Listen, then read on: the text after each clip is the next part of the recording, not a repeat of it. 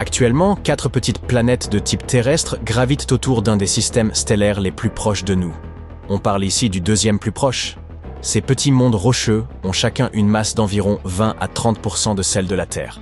Donc pas tout à fait une Terre version 2.0, mais néanmoins assez solide. Est-ce que l'un d'eux deviendra notre nouvelle maison un jour? Eh bien, ils sont tous assez proches, donc les humains du futur pourraient en fait les visiter un jour, pas l'année prochaine ni rien, mais nous pourrions potentiellement y envoyer des missions. Ne vous attendez pas à des voisins extraterrestres, cependant. Ces planètes ne sont probablement pas habitables. Du moins, pas par quelque chose que nous reconnaîtrions. Jetons un coup d'œil à eux. Les planètes s'appellent Barnard B, C, D et E. Comme c'est créatif, n'est-ce pas? La plus proche a une masse de 26% de celle de la Terre. La deuxième est un peu plus grande, avec une masse de 30% de celle de la Terre.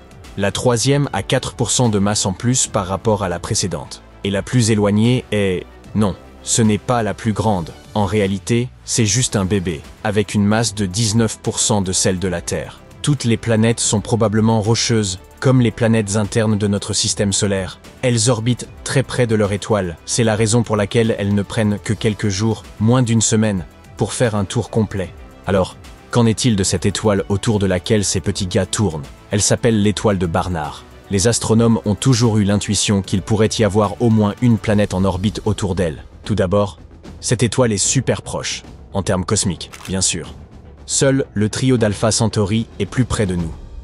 L'étoile de Barnard se trouve à un peu moins de 6 années-lumière, ce qui est essentiellement à côté. En même temps, elle n'est pas comme notre Soleil. L'étoile de Barnard est une naine rouge, le type d'étoile le plus commun qui existe. Elle n'a qu'environ 1/6 de la masse du Soleil. Mais les naines rouges sont une mine d'or pour apprendre sur les planètes hors de notre système. Et étudier l'étoile de Barnard peut aider les scientifiques à comprendre à quoi ressemblent les planètes autour d'étoiles solitaires, comme notre Soleil ou cette naine rouge. Ou quel type d'environnement ces planètes pourraient avoir. Et surtout, nous pourrions enfin trouver la réponse à cette question super importante. L'un de ces endroits pourrait-il réellement abriter la vie?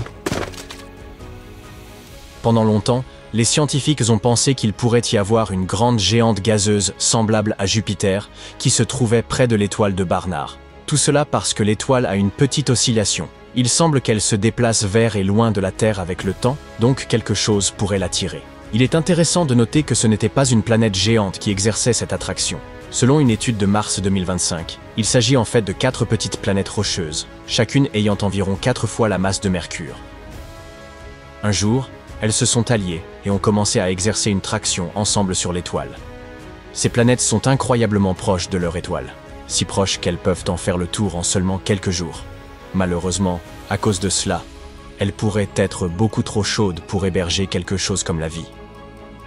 De plus, puisque ces 4 semblent expliquer tous les mouvements de l'étoile, les chercheurs pensent qu'il n'y a probablement rien d'autre en orbite dans la zone habitable. Donc, il n'y a pas de Terre 2.0 en orbite autour de l'étoile de Barnard. Pourtant, c'est une découverte impressionnante, surtout sachant que cette étoile est fondamentalement notre voisine cosmique. De plus, le système ne restera peut-être pas hors de portée éternellement. Avec des moteurs à fusion nucléaire ou des voiles solaires, des systèmes de propulsion futuristes qui pourraient rendre le voyage bien plus rapide, nous pourrions probablement y aller un jour. Et alors, nous découvrirons enfin si ces mondes sont vraiment sans vie, et peut-être même les coloniserons-nous. Maintenant, voyons comment les scientifiques ont découvert les planètes cachées de l'étoile. Habituellement, les astronomes repèrent les exoplanètes lorsqu'ils les voient traverser devant leurs étoiles et bloquer ainsi une partie de la lumière. Mais l'étoile de Barnard est délicate car, de notre point de vue, c'est comme si nous regardions le système d'en haut, donc ces planètes ne bloquent pas la lumière de la manière habituelle. C'est pourquoi ils l'appellent le grand cachalot blanc de la chasse aux planètes. Pour contourner cela, les chercheurs ont utilisé un instrument ultra-sensible appelé Maroon X, attaché au télescope Gemini North sur le volcan Mauna Kea à Hawaï. Sur 112 nuits réparties sur 3 ans, le télescope a détecté de minuscules changements dans le mouvement de l'étoile. Ces déplacements ont permis aux scientifiques de déterminer combien de planètes doivent tirer sur l'étoile, ainsi que d'estimer leur taille. Au début, ils ont trouvé 3 planètes. Mais ensuite, ils ont utilisé un autre appareil, délicieusement appelé Espresso. est situé au Very Large Telescope au Chili. Et ce n'est qu'après une dose de cet espresso qu'ils ont découvert une quatrième planète. En combinant les données des deux instruments, ils ont pu dire, plus ou moins avec confiance, que leur découverte était solide, pas seulement des anomalies aléatoires dans les données. Bien que les naines rouges comme l'étoile de Barnard soient le type d'étoile le plus courant dans l'univers, la plupart sont beaucoup trop éloignées pour que nous puissions facilement observer des planètes autour d'elles. Ces nouvelles découvertes suggèrent que de petites planètes rocheuses pourraient être assez courantes autour de ces étoiles. Et c'est énorme pour les découvertes futures. Maintenant, découvrir de nouvelles exoplanètes, c'est vraiment génial. Mais ce pourrait être encore plus excitant de s'attarder sur leur naissance et leur évolution. Et une étude récente a fait la découverte la plus plaisante qui soit. Des exoplanètes nouvellement nées pourraient en fait ressembler à des Smarties, ce bonbon britannique populaire, plutôt qu'à des sphères. Nous avons toujours un peu supposé que les jeunes planètes naissaient en forme de boule. Mais elles pourraient être des sphéroïdes oblongs à la place. Une équipe de scientifiques de l'université du centre du Lancashire en Angleterre a utilisé des simulations informatiques pour construire un modèle de la formation des planètes dans les disques de gaz dense entourant de jeunes étoiles. Ensuite, ils ont comparé ces modèles avec des observations réelles et ont remarqué que les jeunes planètes prenaient des formes assez inhabituelles.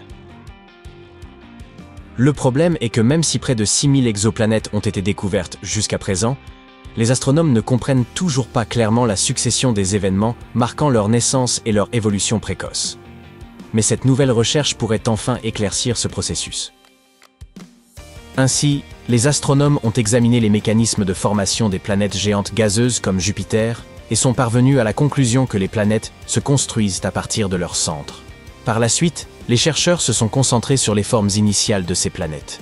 Ils étaient également intéressés par la façon dont ils pouvaient favoriser la croissance de ces graines planétaires.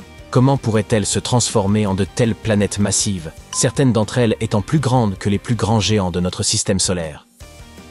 Selon la théorie standard de la formation des planètes, une telle croissance se produit de manière progressive et douce. Tout d'abord, les particules de poussière commencent à s'agglutiner, se transformant en objets de plus en plus grands. Ce processus dure très longtemps et est connu sous le nom de accrétion de noyaux. C'est le modèle de formation planétaire que les scientifiques privilégient. Il existe une autre théorie selon laquelle la naissance des planètes pourrait se produire sur des périodes plus courtes. Cette idée implique un disque protoplanétaire, un disque de gaz qui constitue 99% de sa masse, et de poussière, environ 1%. Ce disque orbite autour d'une étoile nouvellement formée, et hypothétiquement, les planètes pourraient se former à partir de ce nuage. Les disques protoplanétaires sont probablement des sous-produits courants de la formation stellaire. Ils peuvent aller de 0,001 à 0,3 masses solaires. À l'intérieur de ces disques, la matière se déplace lentement vers l'intérieur et les particules de poussière grossissent jusqu'à atteindre la taille de galets. À un certain moment, après 2 à 3 millions d'années, un disque protoplanétaire géant en rotation se brise en morceaux, et c'est ainsi que naissent les bébés planètes. Cette théorie est connue sous le nom de modèle de instabilité de disque. Quant au modèle élaboré par l'équipe, il semble soutenir cette deuxième théorie, moins favorisée, la formation rapide des planètes par instabilité du disque. Tout cela parce que cette théorie explique comment de grandes planètes peuvent se former relativement rapidement à des distances assez importantes de leurs étoiles hôtes. Quant à l'étrange forme aplatie de ces planètes nouvellement formées, cela pourrait être dû aux matériaux qui tombent sur elles. Très probablement, ils se dirigent principalement vers les pôles des nouvelles planètes.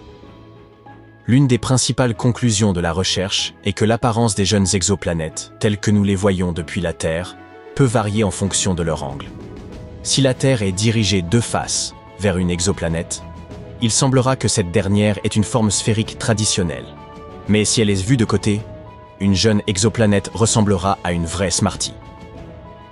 L'équipe va continuer à enquêter sur la formation des planètes avec l'aide d'un modèle informatique amélioré.